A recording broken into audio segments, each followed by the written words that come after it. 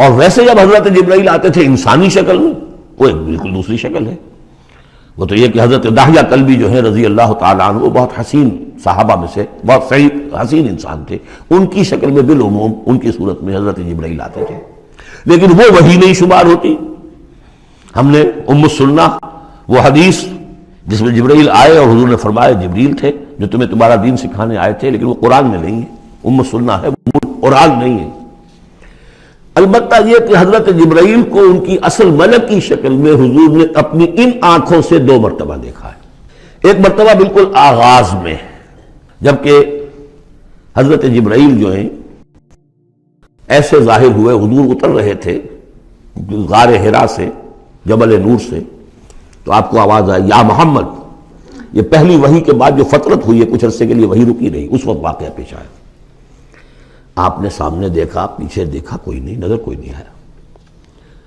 پھر تھوڑی دیر آپ چلے گئے، شاید مجھے کوئی دھوکہ لگا ہے، ایسی میں نے سنا ہے، کوئی آواز نہیں تھی۔ پھر آیا یا محمد، پھر دیکھا 2-3 مرتبہ کوئی نظر نہیں آیا، تو کچھ خوف سا محسوس ہوا۔ تیسری مرتبہ یا محمد، تو اچانک حضور کی نگاہ اوپر اٹھی، تو حضرت جبرائیل فرشتے کی جو اصل شکل ہے اس میں وہ تھے افق پر، اور پورا افق بھرا ہوا تھا۔ تو اصل ملک کی صورت میں حضرت جبرائیل کو حضور نے اس وقت دیکھا، اور ایک دیکھا ہے پھر عند سدرۃ المنتہا، شب معراج میں، جب ساتھ آئے ہیں لے جانے کے لیے انسانی شکل میں تھے۔ کوئی سواری بھی ایسی تھی جس کو کہ براق کہا جاتا ہے، وہ بھی محسوس شے تھی، لیکن یہ کہ جہاں انہوں نے کہا 7ویں آسمان پہ جا کر کہ بس اب آگے میری گنجائش، اب آگے آپ کو اکیلے جانا ہے، اس سے آگے اگر میں گزرا میرے پر جل جائیں گے، بے سوز تجلا بے سوزت پرم، اگر یکسر منہ برتر پرم، اگر میں نے اب اس سے آگے ایک بال برابر بھی میں آگے بڑھا تو میرے پر جل جائیں گے، اب آگے آپ کا کام۔ اس وقت بھی وہ ان کی اصل شکل میں ظاہر ہوئی حضرت جبرائیل علیہ السلام۔ یہ بات اس لیے ضروری ہے کہ جیسے محدثین جو ہیں وہ اس کی تحقیق کرتے ہیں کہ حضور سے کس نے سنا، اس سے جو روایت کر رہا ہے کہ میں نے اس صحابی سے سنا جو تابعی ہے، آیا ان کی ملاقات بھی ثابت ہے کہ نہیں؟ تابعین کے طبقے کا ایک شخص وہ ہے کہ جس کی عمر ابھی 6 برس کی تھی کہ وہ صحابی فوت بھی ہو گئے، اور وہ کہہ رہا ہے میں نے ان سے سنا، تو پھر وہ حدیث جو ہے محدثین اس کو قبول نہیں کریں گے۔ وہ دیکھتے ہیں کہ لنک جو ہے مضبوط ہونا چاہیے۔ روایت ہے نا ان فلاں ان فلاں ان فلاں، حضور سے فلاں صحابی نے سنا، اس نے سنا، اس تابعی نے سنا، یہ لنک جو ہے یہ ملاقات ثابت ہونی چاہیے۔ تو چونکہ جو حدیث اللہ ہے، یہ قرآن کیا ہے؟ حدیث اللہ، یہ حدیث ہے، احسن الحدیث اللہ الذی انزل احسن الحدیث کتابا متشابہا مثانیہ، یہ ہم پڑھ چکے ہیں سورہ زمر میں۔ اس حدیث کا یہ حدیث اللہ سے کس نے سنا؟ جبرائیل نے۔ جبرائیل سے کس نے سنا؟ محمد نے۔ تو ان کی ملاقات ثابت ہے۔ اصل ملکی شکل میں حضرت جبرائیل کا دیکھا جانا اس اعتبار سے بہت اہم ہے، اس لنک کو اسٹیبلش کرنے کے لیے اس کو یہاں پہ بیان کیا جا رہا ہے۔ ما ضل صاحبکم وما غوا، تمہارے یہ ساتھی ہے لوگوں، یہ محمد نہ بہکے ہیں اور نہ بے راہ ہوئے ہیں، نہ بھٹکے ہیں۔ وما ينطق عن الهوى، اور یہ جو کچھ کہہ رہے ہیں اپنے جی سے نہیں کہہ رہے، خواہش نفس سے نہیں کہہ رہے۔ ان هو الا وحی یوحی، نہیں ہے یہ مگر وحی جو ان کی طرف کی جا رہی ہے۔ علمہ شدید القوی، انہیں تعلیم دی ہے، سکھایا ہے اس نے جو بہت طاقتور والا ہے۔ یہاں حضرت جبرائیل ہیں جو مراد ہیں۔ علمہ شدید القوی، یہ قرآن کس نے سکھایا محمد کو؟ شدید القوی، ذو مرۃ، وہ بڑا زور آور ہے، فاستوی، وہ سیدھا ہوا، وہو بالافق الاعلی، اور افق اعلیٰ کے اوپر وہ محمد کو نظر آ رہا تھا صلی اللہ علیہ وسلم۔ ثم دنا فتدلی، پھر ذرا نیچے کو لٹکا، قریب آیا، فکان قاب قوسین او ادنی، اور پھر وہ اتنے قریب آ گیا کہ جیسے 2 کمانوں کا فاصلہ ہو یا اس سے بھی قریب۔ فاوحی الی عبدہ ما اوحی، پھر اس نے وحی کی اللہ کے بندے کی طرف جو وحی کی۔ وہ وحی کون سی تھی؟ وہ ہے اصل میں وحی رسالت۔ وحی نبوت جو تھی وہ تو شروع میں آ چکی، اس کے بعد یہ فترت ہو گئی تھی، کچھ وقفہ پڑ گیا تھا۔ شروع میں وحی جس سے کہ حضور کی نبوت کا ظہور ہوا ہے، وہ تو ہے اقرا بسم ربک الذی خلق خلق الانسان من علق اقرا وربک الاکرم الذی علم بالقلم علم الانسان ما لم یعلم. لیکن اب یہ سورہ مدثر کی آیات اس وقت نازل ہوئیں، یا ایھا المدثر، جب حضور گھر آ گئے اور پھر آپ نے اپنی اہلیہ سے کہا، خوف زدہ تھے، جو بھی منظر دیکھا تھا، ملک کی شکل، فرشتے کی شکل، اب وہ تو حضور ہی نے دیکھا جو دیکھا، ہم تو نہیں سمجھ سکتے کہ آپ نے کیا دیکھا. لیکن یہ کہ اس کے بعد آپ آئے، آپ نے کہا مجھے کمبل اڑا دو، لحاف اڑا دو، لحاف اوڑھ کر آپ لیٹ گئے، تو پھر وہ وہی یا ایھا المدثر قم فانذر وربک فکبر، اے لحاف میں لپٹ کر لیٹنے والے کھڑے ہو جاؤ اور خبردار کرنا شروع کر دو لوگوں کو. اور تمہاری اس دعوت کا نقطۂ آغاز تو انذار ہے، اور اس کا ہدف دنیا میں تکبیر رب ہے. رب کو بڑا کرو، اس کی بڑائی منواؤ، اس کی بڑائی نافذ کرو. اس کا نقشہ کھینچا گیا ہے. علمہ شدید القویٰ ذو مرۃ فاستویٰ وہو بالافق الاعلیٰ ثم دنا فتدلیٰ فکان قاب قوسین او ادنیٰ فاوحیٰ الی عبدہ ما اوحیٰ ما کذب الفؤاد ما رأیٰ. جو کچھ انہوں نے دیکھا ان کے دل و دماغ نے اسے جھٹلایا نہیں. یہ نہیں کہا کہ نہیں یہ کیا ہے. دیکھیے ایسا ہوتا ہے کہ کوئی غیر معمولی سی بات آپ دیکھیں تو ایک شخص ہو جاتا ہے میں خواب دیکھ رہا ہوں یا حقیقت دیکھ رہا ہوں.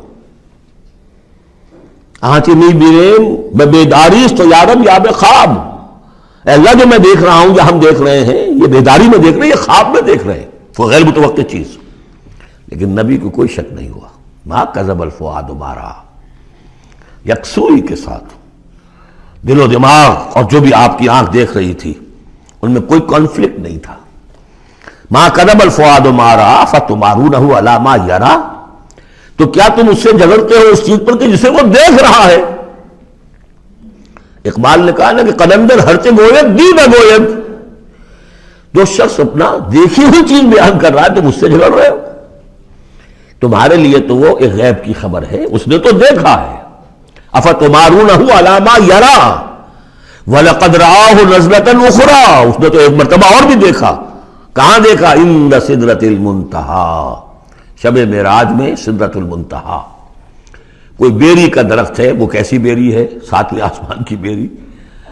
وہ آخری حد ہے، مخلوق کوئی اس سے آگے نہیں جا سکتی. اس سدرۃ المنتہیٰ، منتہا نہایت، حد، جہاں کی حد ہو گئی، وہاں تک حضور پہنچے ہیں، سدرۃ المنتہیٰ تک. اندہا جنت الماوا، اور سب سے اونچی جو جنت ہوگی جنت الماوا، وہ اس کے قریب ہی ہے، وہ بھی ساتویں آسمان پر ہے. یہ تو درجہ بدرجہ ترقی ہوتی جائے گی نا. پہلی ضیافت جو ہے، پہلی نزل جو ہے وہ تو اسی زمین پر ہو جائے گی. پھر جو ترقی ہوگی اپنے اپنے مدارج، اپنے اپنے مراتب، اپنے اپنے مقامات، اپنے اپنے ایمان کی گہرائی، اپنے اپنے اعمال صالحہ، اپنا اپنا انفاق مال و جان، اس کے حوالے سے درجے ہوں گے. اندہا جنت الماوا اذ یغشی السدرۃ ما یغشی، جبکہ ڈھانپے ہوئے تھا اس بیری کو جو ڈھانپے ہوئے تھا. اب تمہیں کیا بتائیں کیا ڈھانپے ہوئے تھا، تم نہیں سمجھ سکتے. دیکھیے کس طریقے سے اذ یغشی السدرۃ، کوئی انوار الہیہ کا کوئی ایسا نزول ہے وہاں جو زبان سے ادا نہیں ہو سکتا. کوئی الفاظ نہیں ہے کہ جو ان کی تعبیر کر سکے. اس پر انوار الہیہ کا کوئی نزول ہے. اذ یغشی السدرۃ ما یغشی، جبکہ چھایا ہوا تھا اس بیری کے اوپر جو چھایا ہوا تھا، جبکہ ڈھانپا ہوا تھا اس بیری کو جس نے ڈھانکا ہوا تھا. ما زاغ البصر وما طغی، نبی کی آنکھ اس وقت نہ کج ہوئی نہ حد سے بڑھی. یہ دو انتہائیں ہوتی ہیں. ایک تو یہ کہ آپ کسی انٹینس لائٹ کو فیس نہ کر سکے تو نگاہ ہٹائیں گے آپ، یا جھپک لیں گے، فیس نہیں کر سکتے اگر آپ میں ہمت نہیں، استعداد نہیں ہے. نبی کا ظرف اتنا تھا کہ ان انوار الہیہ کا براہ راست مشاہدہ کیا ہے، اور نگاہ آپ کو ادھر ادھر کرنے کی ضرورت پیش نہیں آئی. لیکن طغیٰ ایک حد ادب بھی ہوتا ہے جس سے آگے انسان کو نہیں جانا چاہیے. نگاہ جو ہے اس نے بے ادبی کی روش بھی اختیار نہ کی.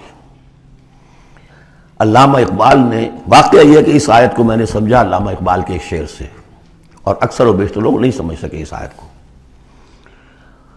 ذوق و شوق کے نام سے جو ان کی نظم ہے بال جبریل میں، وہ میرے نزدیک ان کے شاعرانہ جو ان کی استعداد ہے اس میں بلند ترین نظم ہے. وہ جہاں تک پیغام ان کا جو ہے امت مسلمہ کے لیے، اس کے لیے ابلیس کی مجلس شورا، وہ کلائمیکس ہے، اور وہ ہے بھی ان کے آخری زمانے کی نظم ہے، سن 36 میں انہوں نے کہی ہے۔ اس کے بعد تو بیماری اتنے رہے ہیں، بہت کم اشعار کہے ہیں، لیکن اس میں ذوق و شوق میں ایک شعر ہے: عین وصال میں مجھے حوصلہ نظر نہ تھا، عین وصال میں مجھے حوصلہ نظر نہ تھا، گرچہ بہانہ جو رہی میری نگاہ بے ادب، میری نگاہ بے ادب بہانہ تلاش کرتی رہی کہ میں مشاہدہ براہ راست کروں، حالانکہ عین وصال ہے اس وقت، لیکن یہ کہ میرے اندر حوصلہ نہ تھا کہ میں حسن کا براہ راست مشاہدہ کر سکوں۔ عین وصال میں مجھے حوصلہ نظر نہ تھا، گرچہ بہانہ جو رہی میری نگاہ بے ادب۔ یہاں ان دونوں چیزوں کے برعکس بات ہے جو اقبال اپنے بارے میں کہہ رہا ہے۔ میں تو بے ادب بھی ہوں، اور میں تو چاہتا تھا کسی طریقے سے حد ادب سے تجاوز کر کے دیکھوں، لیکن میرے اندر تو حوصلہ نہیں تھا۔ محمد میں وہ حوصلہ تھا، دیکھا ہے، براہ راست دیکھا ہے، نگاہ جما کر دیکھا ہے، لیکن ایک حد سے تجاوز نہیں کیا، حد ادب کے اندر رہے۔